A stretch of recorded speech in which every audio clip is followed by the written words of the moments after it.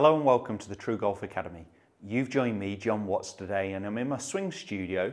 Today's video is going to be how to stop your slice using an impact bag. So it's something you can pick up pretty cheap. So I've got one here from Skills Golf, but you can find them online, 20, 30 quid, so not too expensive. And you just stuff it with some old towels or something along those lines. I'm sure you guys have seen these before. So I just want to talk about what would be causing the slice to start with. What we know if the ball, for me as a right-handed golfer, so I'm going to be talking as if we're all right-handed golfers here, so please reverse this for left-handed, but is a ball flight that is curving off to the right of the target and missing the target to the right. If the ball is starting right and staying there, that's actually more of a push shot. If it's starting right and curving right, that would be a push slice. Now, you could be hitting a ball flight that's actually a push slice, so starting right and curving further right, with actually a very good swing path and just the club face being extremely open at impact. So you do need to know a little bit about your ball flight.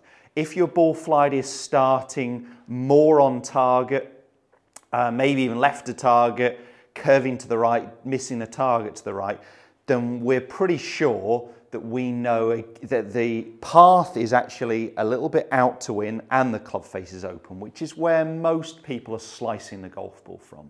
But as I said, you could easily be hitting a push slice from actually a good swing line with a very open club face. So I'd encourage you to get a couple of swings on video, just to have a rough idea of the swing path, whether we're going up and down on a similar line or whether we are coming down on a steeper, more vertical line. The club appears to be swinging almost more to the left. You could start to get an idea through your divot pattern as well, but it's only going to give you a slight idea because the divot should be occurring after impact. But if the divot is extremely to the left, then again, it's a pretty good indication that the path is moving from out to in. The reason I said it's only a slight indication is the swing is actually moving on an arc. And if it's occurring after impact, the divot should be going a little left to target anyway. So it only gives us a slight indication, but an extreme divot, we know what's happening. So there's two parts when we're talking about slices, and I'm going to be just demonstrating with an iron here because it's a little bit easier with the smash bag, with the impact bag. But this relates to any golf club, and you could practice it with any golf club. So there's two parts, as I said, to most people fading slicing the golf ball.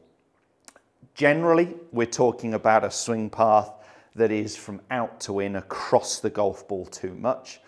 And we're causing the club face to be very open at impact, so pointing out right of target. We know that the club face is definitely open to the path if that ball is curving out to the right of the target. So we can't really look at trying to change the two parts together. I would always try and fix the club face first of all. Now you may want to go the other way and actually improve the aesthetics of the swing, the look of it by changing the path, but it won't work. So if we actually already had an open club face and we swing more from in to out, all that happens is we miss the target further to the right. So the first thing to do is actually try and change the club face position, square the face more to the path, even if that means initially we start hitting straight pulls. So for me as a right-handed golfer, missing target to the left, I would prefer that, and then start to change the swing path. So I'd always go club face first, then path. So what I'm thinking about with this impact bag, and it's a very good way to work on impact obviously anyway, but what I'm going to do here is I'm going to place the impact bag, what would be just under a foot or so in front of the golf ball. I wouldn't worry too much about the measurement, but just over a foot in front of where the golf ball would be played from. And rather than having the bag straight onto me, so it is at right angles to my target line, what I'm going to do is actually turn the bag so the bit that's furthest away from me is actually turned towards the target slightly. So this bag is slanted at about, as I'm looking at it, about 25 to 30 degrees. So I've turned that bag a little bit almost to the left, if you will. So what I'm going to be doing is setting up where the golf ball would be, which is on this yellow-orange line here I've got on my mat. And I'm just going to be making some little swings, and I'm trying to get the club face square. I need to just move that a little bit further away from me. I'm trying to square that club face into that bag so I know that the club face is rotating and is closing as by about 30 degrees here, 25 degrees. If you're missing the target a long way to the right, you may even overdo this. You may just go a little bit further. You'll be able to tell a lot by the ball flight. So what I'm looking for to start with is if you are an out to in slicer, what I'm looking for is a straight pull. If your issue was just the fact you were leaving the club face open and hitting push slices, we might expect to see more of a straight ball flight if we start to square this club face because the path wasn't an issue. So what we're going to be trying to do is hit the ball square on, which means that we have allowed that club face to actually close, okay, rather than that club face coming through open. So we can do this more extreme. We could try and actually dig the toe into the impact bag. So we can do it depending on the level of your fade slice, push slice out to the right of the target. But what we're really trying to do is square the club face or actually even close the club face. Now there's two ways of doing that. We could just try and roll our forearms quicker. And I get a lot of questions, you know, when I ask people why they slice the golf ball and they go through it and they, okay, well the face is open, should I just roll my arms quicker? And we could do it that way, but it's a very hard way to do consistently. So yes, we could just try and actually get our right arm passing our left quicker, but I would prefer you to do it through body rotation if that's possible for you.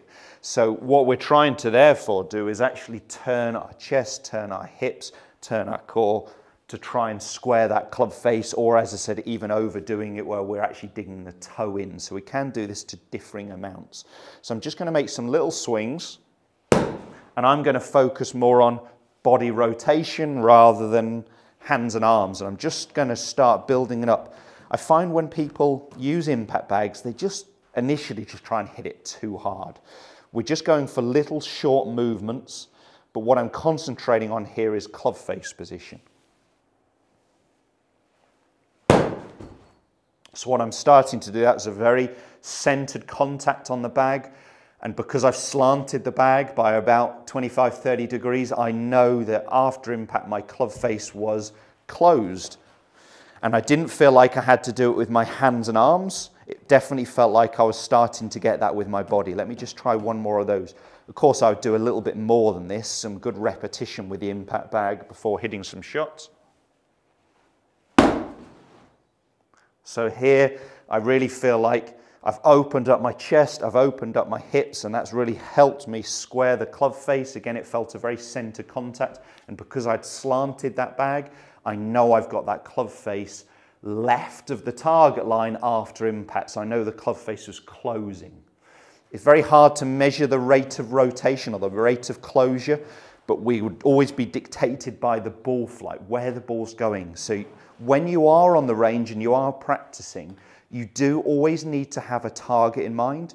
You do always need to know where you're aiming. I see too many golfers wasting practice time because they haven't picked a target, they haven't put any clubs down, they don't know where they're aiming. You can't monitor it. We really want to always look at alignment. I always think it's a great idea if you can actually put even an intermediate target out in front of your tour stick, just in the ground, sort of 20 odd yards ahead as your start direction, and then you'll know, is it starting right, is it starting left, is it curving left, is it curving right, and you can really start to build up an idea of what's happening. We could then just go into some small swings where we're just trying to, again, feel that body rotation to try and square the club face. So I'm just going to hit one or two little ones before trying to hit a full swing. Now that I've got that feeling, I mean, I only hit a few there with the impact bag. As I said, I would encourage a little bit more practice.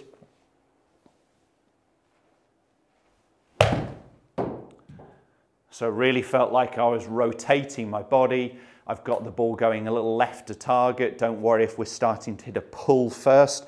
If you are someone who's been slicing the ball out to the right for right-handed golfers, seeing the ball go left initially isn't a problem. So I had the club face there at impact compared to the target. Do you know what? It was actually 1.3 open. So I could close that club face a little bit more. Slightly strange ball flow. See if I can do that again. Again, really rotating, hitting a shot that's almost starting on target, bending a little left. Definitely getting that feeling of closing the club face, but for me, I wasn't trying to do it through forearm rotation. You could do it that way, but I was trying to do it more through body rotation. Let's see if I can now put that into a fuller swing. Maybe just get to post impact again, check where that club face is pointing. My body is rotated, the club face is pointing a little to the left. We could just check at impact, obviously, that we're trying to square the club face. There's a few ways of doing this. Let's see if I can close that club face down through body rotation.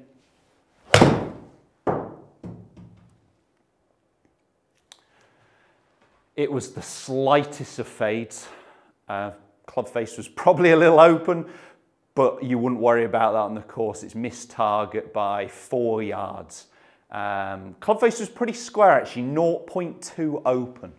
So I had a swing path that was, it could have been a little bit more into out. My club face position was pretty good. So I definitely got the first part there, control of club face, which is step number 1. Once we can start to square the club face, or even close the club face, we can then start to work on path if we are needing a 2-step fix to our slice, and then we can try and work on a swing path that's feeling a little bit more in to out. I hope that video's helped. I know the impact bag will help you get some relationship with where that club face is at impact, or even just post impact that I was trying to do.